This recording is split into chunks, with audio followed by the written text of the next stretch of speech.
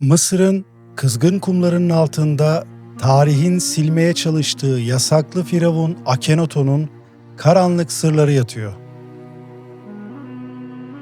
Adı tarihten silindi, heykelleri paramparça edildi, inancı yok sayıldı. Peki tek bir firavundan neden bu kadar korktular? Çünkü Akhenaton'un keşfettiği gerçek, insanlığın kökenine dair bildiğiniz her şeyi yerle bir edebilir. Şimdi size bir tasvir göstereceğim. Ama bu bildiğiniz o kaslı, görkemli firavun heykellerinden biri değil. Uzun, sivri bir kafa, sarkık, neredeyse hamile bir kadını andıran bir göbek, incecik bacaklar ve örümcek gibi uzun parmaklar. Bu, Akhenaton'un bizzat kendisi için emrettiği sanat tarzı. Tarihçiler Marfan sendromu ya da hormon bozukluğu diyerek hastalık etiketiyle konuyu kapatmaya çalışıyorlar. Ama burada bir mantık hatası var. Mısır gibi kusursuzluğa tapan bir medeniyette bir firavun neden kendini bu kadar ucube ve yabancı göstermek istesin? Cevap sandığınızdan daha sarsıcı olabilir. Çünkü Akhenaton halkına ben sizden değilim mesajı veriyordu. Bazı genetik araştırmacıların ve alternatif tarihçilerin iddiaları kan dondurucu. Amarna hanedanlığından kalan kafa taslarının kapasitesi modern bir insandan yaklaşık %25 daha fazla. Bu bir mutasyon mu yoksa Akhenaton tanrıların soyu dediğimiz o hibrit ırkın son temsilcisi miydi? İşin daha da korkunç yanı şu. Akhenaton sadece görünüşünü değil, insanlığın işletim sistemini de değiştirmek istedi.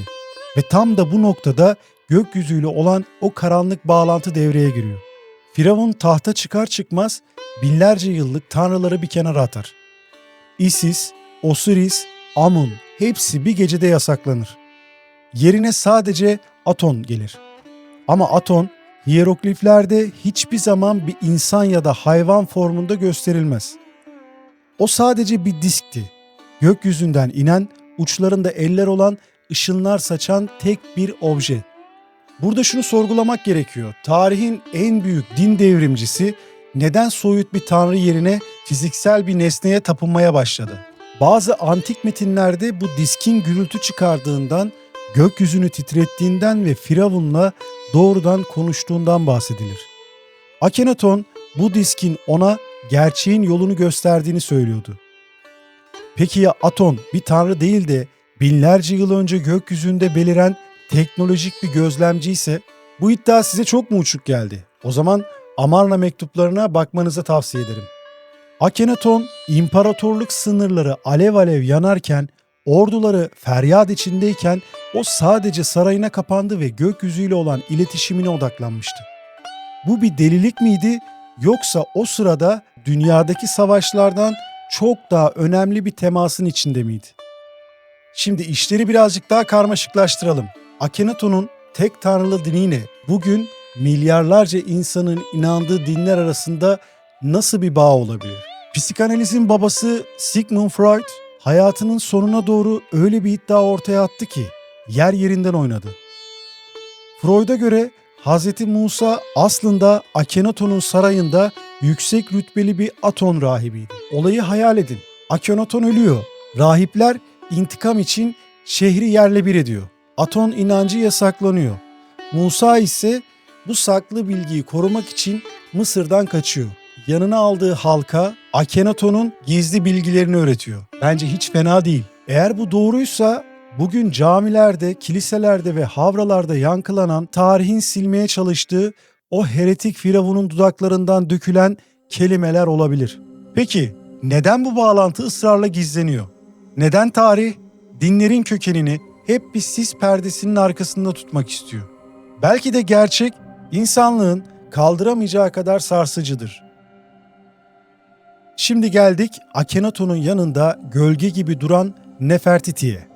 Güzelliğiyle dünyayı büyüleyen ama ölümüyle arkasında hiçbir iz bırakmayan o kadın. Mezarı nerede? Mumyası neden bulunamıyor?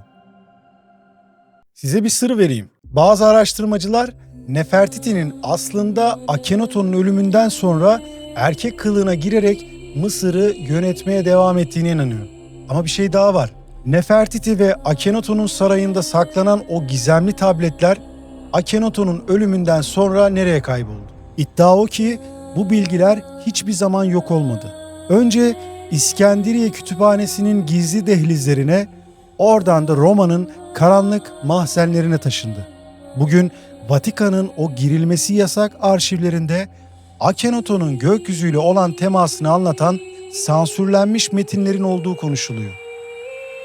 Neden birileri 3500 yıl önceki bir firavunun yazdıklarından hala korkuyor dersin? Acaba o metinlerde insanlığın gerçek kökenine ve bizi izleyenlere dair kanıtlar olabilir mi? Akhenaton öldüğünde rahipler ordusu adeta bir temizlik harekatı başlattı. Amarna şehri taş taş üstünde kalmayacak şekilde yıkıldı. Akhenaton heykellerinin yüzleri parçalandı. Bu sadece bir yıkım değil, adeta hafıza cinayetiydi. Onu tarihten tamamen silmek istediler. Ve sonra o meşhur altın çocuk Tutankamon'u tahta çıkardılar. Çocuğun adı aslında Tutankaton'du.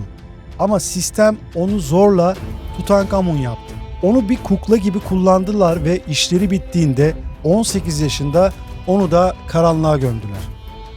Tutankamon'un o meşhur altın maskesi aslında büyük bir gizemin üzerine örten görkemli bir örtüydü. Dünya Tutankamon'un altınlarına bakıp büyülenirken asıl sarsıcı olan gerçek babası Akhenaton'un neyi keşfettiği bilinçli olarak unutturulmuştu. Bugün Mısır'ın o sessiz çöllerinde Amarna'da dolaştığınızda rüzgarın hala bir şeyler sayıkladığını hissedersiniz.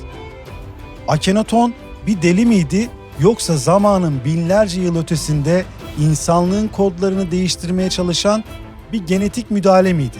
Resmi tarih bize onun kaybeden bir kral olduğunu söylüyor. Ama düşünün, eğer gerçekten kaybetmiş olsaydı neden onu silmek için bu kadar büyük bir çaba harcadılar? Neden 3500 yıl sonra bile hala onun tuhaf anatomisini ve yasaklanmış dinini konuşuyoruz? Buraya kadar geldiyseniz anlatılanların ötesini sorgulayanlardan birisiniz demektir. Beğenip abone olarak bu karanlık yolculukta bize katılabilirsiniz. Şimdi kaldığımız yerden devam edelim. Belki de Akhenaton'un düşünceleri hiç ölmedi. Belki de başlattığı o büyük devrim bugün modern dünyada saklı bir şekilde yaşamaya devam ediyor. Belki de o güneş diski hala bizi izliyor, insanlığın gerçekleri öğrenmeye hazır olacağı o günü bekliyor. Peki bu zamana kadar bize anlatılan her şey bir kurguysa, gerçek bize anlatılanın tam tersi olabilir mi? Tarih boyunca saklanan gerçekler bir gün tamamen gün yüzüne çıkarsa sizce insanlık buna hazır mı? Son olarak sizce Akhenaton başka dünyadan gelen bir ziyaretçi miydi? Bir sonraki videoda görüşmek üzere, hoşça kalın.